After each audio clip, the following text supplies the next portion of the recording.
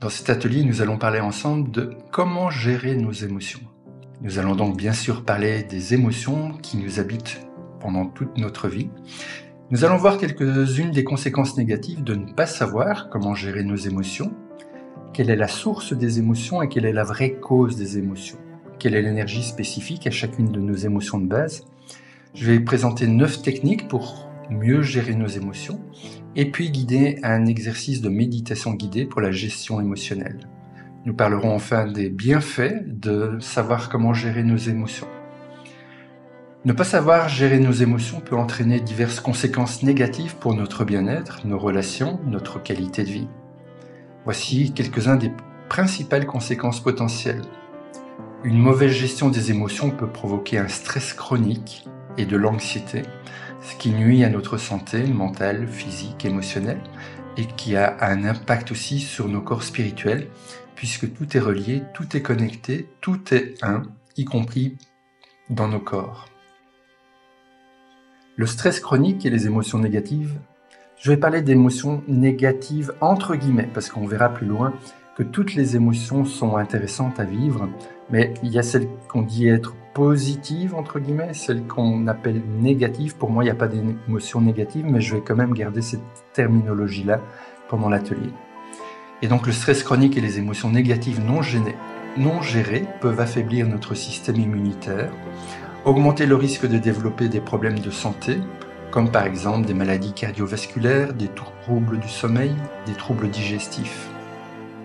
Ne pas gérer efficacement nos émotions peut causer des tensions, des conflits dans nos relations avec les autres, entraînant des problèmes de communication, des malentendus, des ruptures de liens. Une mauvaise gestion des émotions peut conduire à une faible estime de soi et à un sentiment de manque de contrôle sur notre vie, ce qui peut limiter notre potentiel de croissance et d'épanouissement personnel et spirituel. Les personnes qui ne gèrent pas bien leurs émotions peuvent recourir à des comportements autodestructeurs ou nocifs pour faire face à leur détresse émotionnelle, comme par exemple l'abus d'alcool, la consommation de drogue ou les troubles alimentaires. Une incapacité persistante à gérer les émotions peut augmenter le risque de développer des troubles mentaux, tels que la dépression, le burn-out, les troubles anxieux ou les troubles de la personnalité. Quelle est la source des émotions ? Voyons d'abord l'étymologie de ce mot. Le terme émotion provient du latin emovere qui signifie mettre en mouvement ou agiter. Emovere est donc composé de 2 parties, le préfixe ex signifiant hors de, en dehors de, et movere qui signifie mouvoir, déplacer. L'étymologie du mot émotion reflète l'idée que les émotions provoquent un mouvement ou une action, qu'il s'agisse d'un changement physique, physiologique, d'un comportement ou d'une réaction à une situation ou à un événement. Une définition de émotion, c'est une réaction complexe et multidimensionnelle à une situation, un événement, un stimulus ou une pensée, qui a des implications au niveau psychologique, comportementaux et cognitifs. Donc une fois encore, nous voyons que tout est relié, physique, émotionnel, mental, et ça a des impacts dans nos corps spirituels aussi. Les émotions sont généralement caractérisées par des expériences subjectives. Nous allons voir l'importance de l'interprétation, telles que des expressions faciales ou corporelles, et ça implique aussi des changements dans nos processus mentaux et physiologiques. Donc la source des émotions, pour moi, ça reste encore et toujours nos pensées. On va le voir dans un instant à travers un exemple. Ce sont bien nos pensées, notre interprétation, et donc les interprétations, ce sont des pensées que nous avons, notre interprétation par rapport à ce que nous vivons, qui joue un rôle essentiel dans le déclenchement de nos émotions. Donc les déclencheurs, ce sont nos pensées. Notre mental juge constamment les informations provenant de notre environnement et de nos expériences passées. C'est bien ou c'est mal, c'est beau ou c'est laid, correct ou incorrect, juste ou injuste, etc. En fonction de ces jugements, notre mental crée des pensées qui à leur tour déclenchent des émotions spécifiques. Prenons par exemple 2 membres d'une même famille qui reçoivent un cadeau inattendu de la part d'un parent éloigné. La situation est exactement la même pour les 2 personnes, mais leurs réactions émotionnelles peuvent être très différentes en raison justement de leurs pensées, de leur interprétation et de leurs croyances personnelles. les croyances étant elles aussi des pensées. Pour le premier membre de la famille, qui considère que les cadeaux sont des témoignages d'affection et il apprécie les surprises, en recevant le cadeau, ses pensées sont « Oh, c'est tellement gentil de la part de ce parent de penser à nous. Cela me fait chaud au cœur de savoir qu'il se soucie de notre famille. » Les émotions ressenties par cette personne sont la joie et la gratitude. Et donc pour le deuxième membre de la famille qui vit exactement la même situation au même moment, mais cette personne est méfiante envers les cadeaux et elle craint qu'il y ait des arrière-pensées. En recevant le cadeau, ses pensées sont « Pourquoi ce parent nous offre-t-il un cadeau maintenant? Que veut-il en retour? Est-ce qu'il essaye de nous manipuler ?» Et les émotions que cette personne ressent sont la méfiance et l'inquiétude. Ce qui nous confirme bien que face à une même situation, un même événement, ce sont bien nos pensées, notre interprétation de la situation qui déclenchent nos émotions. Et la vraie cause des émotions, selon moi, ce sont nos besoins fondamentaux, que j'appelle aussi nos moteurs de vie. Nos besoins fondamentaux, c'est les besoins de survie, de sécurité, d'appartenance, de reconnaissance, d'accomplissement. Des besoins fondamentaux comme le respect, la collaboration, l'harmonie, la santé, etc. Nos besoins fondamentaux, nos moteurs de vie, sont donc la vraie cause de nos émotions. Lorsque nos besoins ne sont pas satisfaits, nous ressentons des émotions comme la tristesse, la colère, la peur ou le dégoût. Et lorsque nos besoins fondamentaux sont satisfaits, nous ressentons la joie, le plaisir, la satisfaction, le bien-être, la paix intérieure. Il est intéressant de savoir et de connaître l'énergie spécifique à chacune de nos émotions. Chaque émotion est associée à une certaine énergie ou dynamique qui influence notre état mental, notre comportement et notre physiologie. Donc vous voyez, là encore, c'est la confirmation que tout est relié.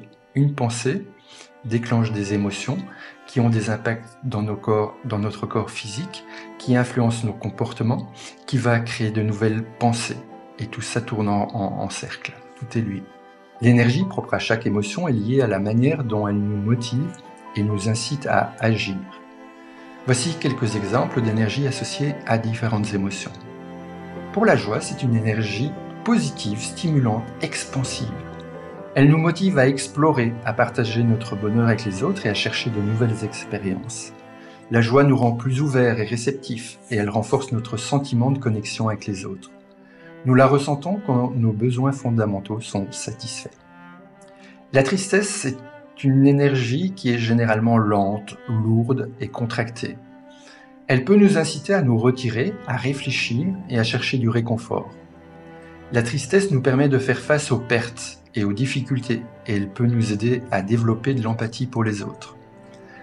La tristesse est rattachée à un sentiment de perte ou de manque. Elle nous invite à nous reposer mentalement, physiquement, émotionnellement, et elle nous donne l'opportunité aussi de nous reposer les bonnes questions. Qu'est-ce que j'ai appris de cette expérience? Qu'est-ce que je retiens pour aujourd'hui et pour le futur?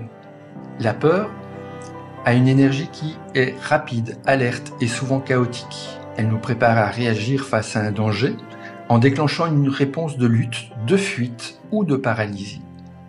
La peur augmente notre vigilance et notre attention à notre environnement. Elle est rattachée à un danger, réel ou imaginaire. Et donc, quand le danger est réel, merci la peur d'être là et d'avoir un impact dans mon corps physique de telle façon à me donner toute l'énergie nécessaire pour pouvoir fuir le danger ou pouvoir me défendre face au danger. Donc c'est là que je considère qu'il n'y a pas d'émotion négative. La peur est tout à fait bienvenue lorsque nous sommes face à un danger réel.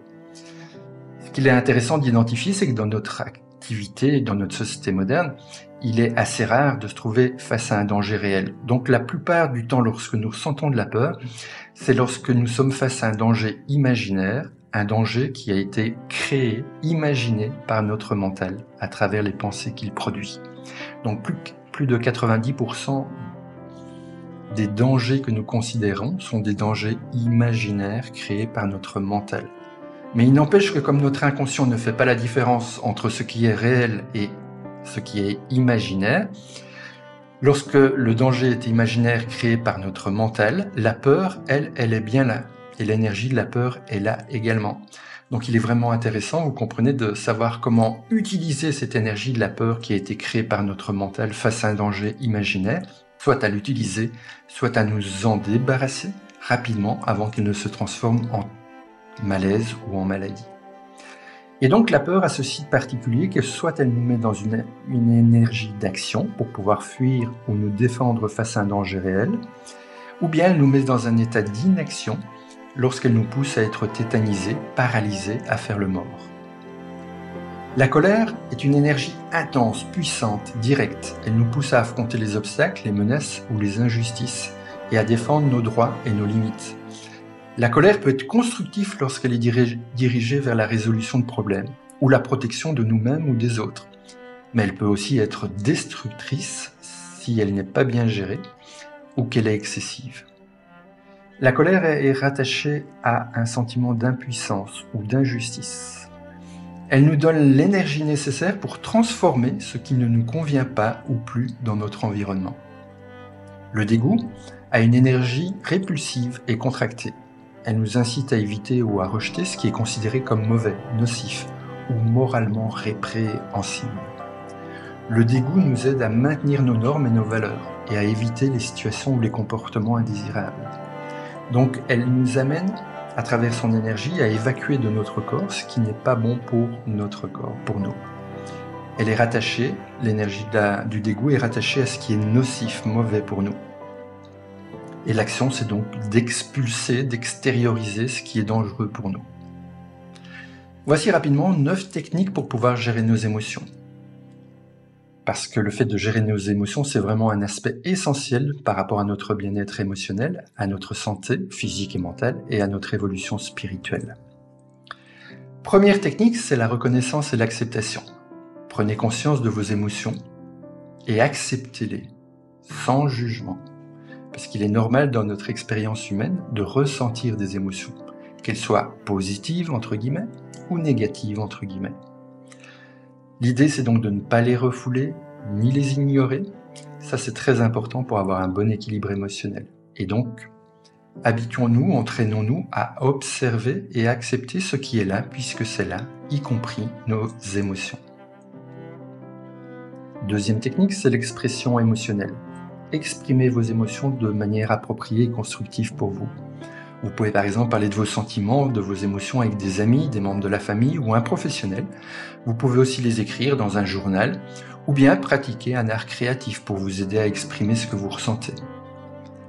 Troisième technique, relaxation. Apprenez et pratiquez des techniques de relaxation pour aider à réduire le stress et l'anxiété. Comme par exemple la méditation, la respiration profonde, le yoga, la relaxation musculaire progressive. Quatrième technique, prenez bien soin de vous, de votre corps, physique, mental, émotionnel, en maintenant de bonnes habitudes, bien dormir, manger sainement, faire régulièrement de l'exercice physique. Prendre soin de soi est essentiel pour maintenir un équilibre émotionnel. Cinquième technique, développer la résilience, cette capacité de pouvoir traverser toutes les expériences que la vie nous apporte. Apprenez à faire face aux défis et aux épreuves en développant votre capacité de résilience. Ça peut inclure le renforcement de votre système de soutien social, le développement de compétences en résolution de problèmes, l'apprentissage de nouvelles façons de penser et de répondre aux situations stressantes. Sixième technique, pratiquer la pensée positive. Essayez de remplacer le plus vite possible les pensées négatives par des pensées plus positives et réalistes. Et le fait de vous entraîner à observer ce qui est là, puisque c'est là, sans critique, sans interprétation, sans supposition, sans jugement, c'est vraiment très aidant et très puissant pour transformer positivement notre vie. La pensée positive peut nous aider à gérer nos émotions et à améliorer notre humeur. Donc voyons plutôt le verre à moitié plein qu'à moitié vide. La gestion du temps. Apprenons à gérer notre temps de manière efficace et à établir des priorités, mettre la priorité aux priorités, ce qui est vraiment important pour vous. Donc c'est en lien avec vos moteurs de vie, vos besoins fondamentaux, ce qui est vraiment fondamentalement important pour vous maintenant. Ça vous permettra de vous sentir débordé et stressé. Vous pouvez chercher un soutien professionnel si vous avez du mal à gérer vos émotions ou si vous ressentez une détresse émotionnelle persistante. Alors vous pouvez consulter un professionnel de la santé mentale comme un psychologue, un psychiatre ou un conseiller pour obtenir de l'aide et des conseils. Et puis enfin, développer l'intelligence émotionnelle. On parle du quotient intellectuel et il y a aussi le quotient émotionnel. L'intelligence émotionnelle, c'est la capacité de comprendre et de gérer vos propres émotions et en même temps, vous apprendrez à le faire aussi pour observer et comprendre les émotions des autres. Vous pouvez améliorer votre intelligence émotionnelle en pratiquant l'écoute active, en développant de l'empathie, cette compétence qui consiste à se mettre à la place de l'autre pour comprendre ce que l'autre vit, et en apprenant à reconnaître et à réguler vos propres émotions. Je vous invite à vivre un exercice pratique maintenant, une méditation que je vais guider. Donc veillez à ne pas être dérangé, installez-vous confortablement. Vous pouvez être assis, la colonne vertébrale bien droite, ou vous coucher si vous préférez. Si vous avez besoin de mettre un casque ou un écouteur, vous pouvez le prendre maintenant. Et puis après, simplement, vous laissez guider. Vous laissez guider et simplement observez maintenant quelles sont les pensées qui vont, qui viennent suite à ce que vous venez d'entendre. Observez simplement les pensées lorsqu'elles sont là, sans chercher à les éliminer. Simplement les observer et les accepter. Et pendant que vous observez ces pensées qui vont, qui viennent, vous pouvez aussi observer le contact de votre corps, là où il est posé maintenant. Observez le contact des pieds, des jambes, des fesses, le contact du dos, l'alignement de la colonne vertébrale, la position de la tête,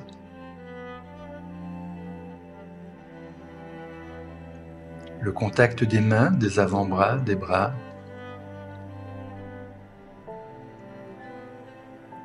Vous pouvez aussi observer et accepter ce qui se passe. Si vous choisissez maintenant de relâcher le plus complètement possible les mâchoires, les dents ne se touchent pas,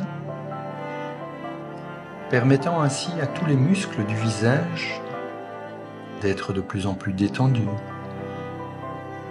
relaxés, décontractés.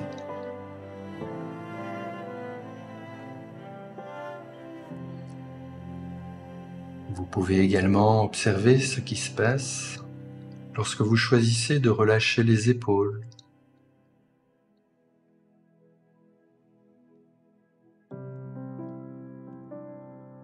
et accepter ce qui se passe lorsque vous les relâchez encore plus, encore plus, encore plus.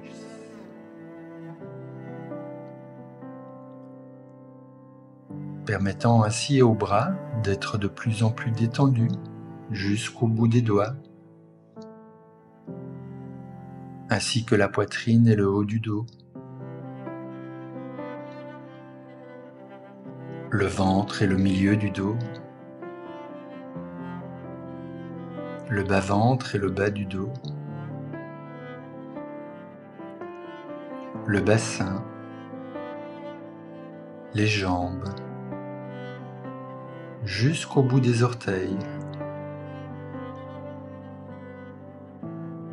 de plus en plus détendus, relaxés, décontractés.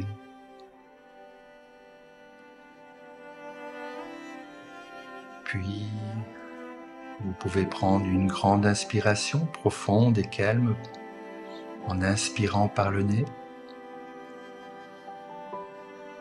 Expirez par la bouche, complètement, profondément, calmement.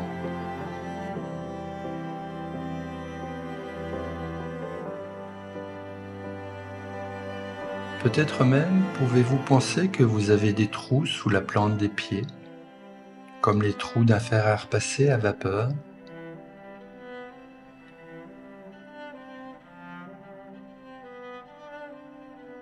et faire comme si au moment de l'expiration, l'air sort par les trous sous les pieds.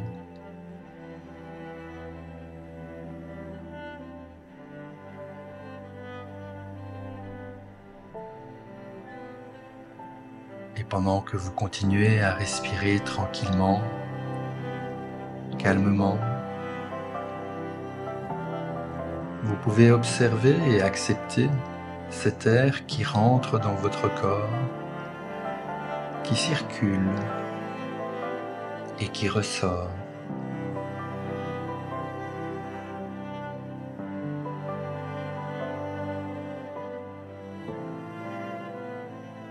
Et puis, intentionnellement et avec bienveillance, vous pouvez observer comment c'est maintenant dans votre corps émotionnel. Quelles sont les émotions présentes maintenant ?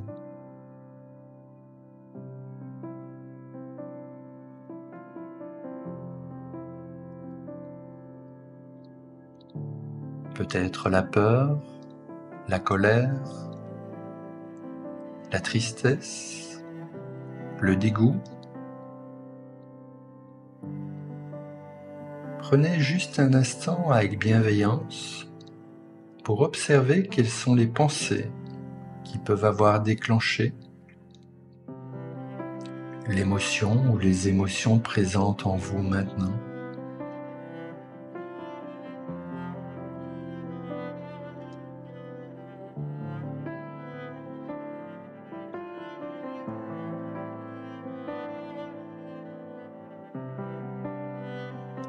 Puis vous pouvez faire le lien avec les besoins fondamentaux qui ne seraient pas satisfaits et qui sont la vraie cause des émotions présentes,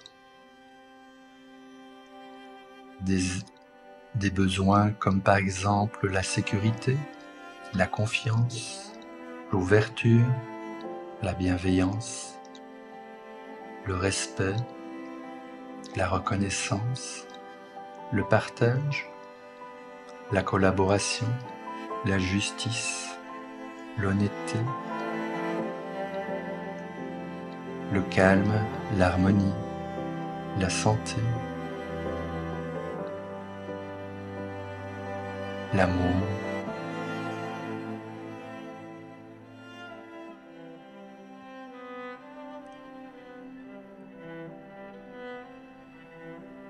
puis peut-être pouvez-vous imaginer une belle douche de lumière qui rentre par le sommet du crâne, circule en vous et emporte avec elle toutes les énergies des émotions qui n'ont plus rien à faire en vous maintenant.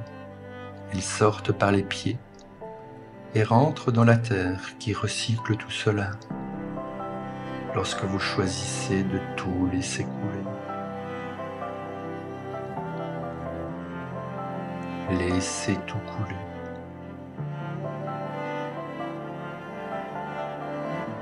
Laissez partir de vous toutes les énergies des émotions qui ne sont plus utiles pour vous maintenant.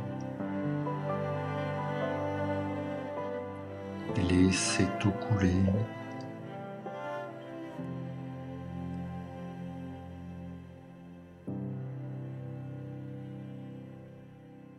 Puis toujours ici et maintenant, observez intentionnellement et avec bienveillance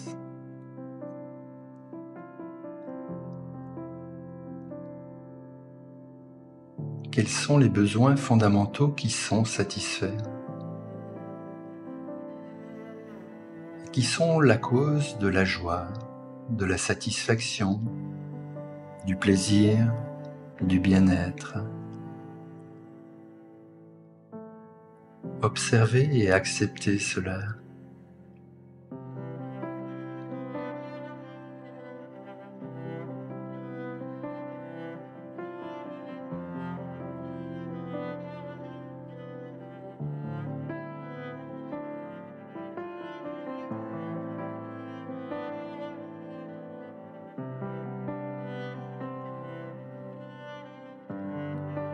Puis tranquillement, vous pouvez prendre un instant pour observer et accepter commencez maintenant dans vos différents corps, mental, physique, émotionnel et spirituel.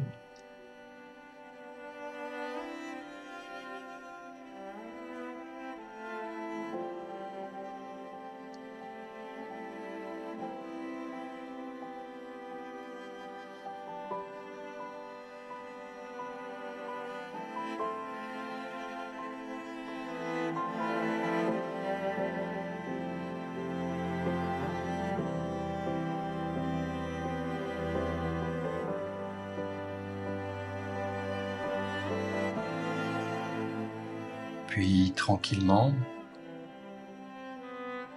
vous pouvez observer et accepter le contact de votre corps là où il est posé maintenant. Bougez les orteils et les doigts, les mains et les pieds, puis tranquillement ouvrir les yeux. Être ici et maintenant, consciemment dans l'observation et l'acceptation des pensées, des émotions, des besoins fondamentaux, avec cette volonté de les gérer de mieux en mieux, pour pouvoir exprimer de plus en plus qui vous êtes vraiment. Car savoir gérer nos émotions a plusieurs conséquences positives sur notre vie et notre bien-être, notre mieux-être. Parmi les plus importantes, une meilleure santé, l'amélioration des relations, des prises de décision éclairées, une résilience accrue, un épanouissement personnel et spirituel, une meilleure qualité de vie, une réduction du stress, donc une augmentation du calme, de l'harmonie, de la sérénité, de la paix intérieure, l'amélioration de la santé physique, mentale, le développement de l'empathie et l'atteinte de nos objectifs qui sont vraiment importants pour nous pour réaliser notre mission de vie, notre raison d'être. Alors vous pouvez écrire dans les commentaires qu'allez-vous faire concrètement suite à cet atelier. Quelle est votre appréciation de cet atelier ? Que vous pouvez bien sûr partager cette vidéo avec les personnes autour de vous qui pourraient avantageusement tirer parti aussi de l'apprentissage de la gestion émotionnelle dans tous les domaines de leur vie. Je vous souhaite une bonne gestion émotionnelle et je vous dis merci et à bientôt.